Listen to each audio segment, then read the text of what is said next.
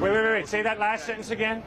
Everything that we see is a projection of what's happening within our own mind, our own conscious, and all of the conscious together. That's what God is. God is not someone off up in the sky that's preaching down, looking down, and be like, you sin, electrical, you're going to hell. No. God is a collective consciousness of everyone. I'm God, you're God. Everyone here is God. Okay.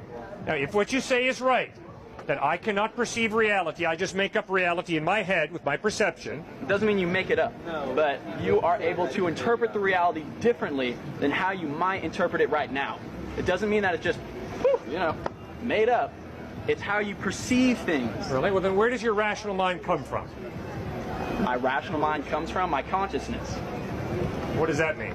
My consciousness is basically how, from birth, my life perceives all of the information around it. I'm sure you know of the Trinity, body, mind, and spirit. When we're born, we are born with the spirit, the new mind, and a new body. So we have the collective consciousness, which is the spirit, which is in all of us. The body is the physical way that we experience the reality, and the mind is the mind that interprets it, the actual consciousness. What is spirit? Spirit is what a lot of people like to refer to as God. Spirit is the kind of consciousness that everyone has and is able to basically use. And what can happen is when all the collective consciousness comes together with the same intent, that is when a miracle is able to happen, because there's such a strong force behind it, the unseen force that has a lot to do with quantum physics, that unexplainable things start to happen. And just because we're not to explain it now doesn't mean that we can't explain it into the future when we start learning about new things, the quantum mechanics, the way that consciousness really works. What is spirit? Where does spirit come from? Spirit started from the great beginning. A lot of people like to call it the Big Bang, everything like that. There was one consciousness. You might refer to him as God.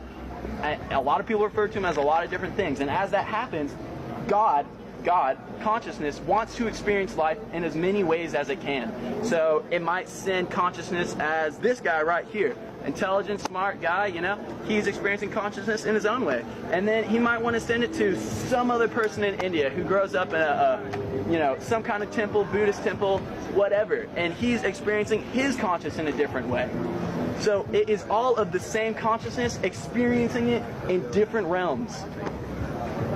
Does this stone have consciousness? That is an extremely good question, and that's something that we're trying to figure out right now, is if inanimate things are able to have a consciousness. I'll tell you what the stone does have, is it all resonates on the same frequency that I do. You're bringing up energy and matter. Well, quantum physics is starting to show that everything is not as solid as we thought. It's more like a light wave, and it's a condensed light wave that is able to just manifest into something that's actually hard. So what we're trying to figure out now is, in what difference is my body have to this rock, because they're made of the same elements, the same energy, the same matter.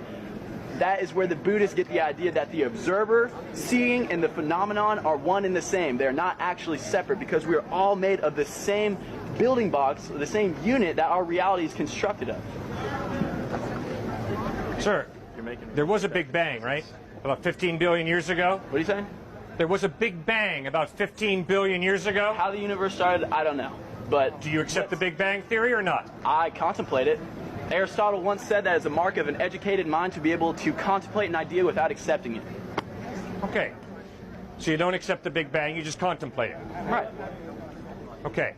Now, if your worldview is right, that consciousness is this vague thing, and that maybe this rock has consciousness. It might be. It might. Then why do you step on the rock and don't step on him?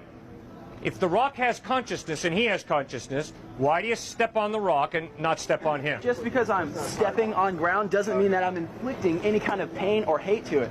What's the difference between me taking a machete, cutting a head of lettuce, cutting a cow's head, or cutting his head? Is there a difference? Yes, there absolutely is a difference. What's the basis? Because plants are a way that everything in this life receives nutrition. There is not a single way to deny that. Everything comes from plants. And just because you're using a plant doesn't mean that you're even, again, hurting it, inflicting any kind of pain, because you're cycling through what is known as life. I would never hurt another human being because we're of the same species. You don't see lettuce going around chopping each other down. There's one universal force in the world, and it's consciousness. And if you ask me, consciousness is the same thing as love. Okay, All very good. there is love. That's where you and I disagree. If what you say is true, nobody has innate value. They just have subjective value that we choose to subjectively That give would not ourselves. be true as where the question comes in.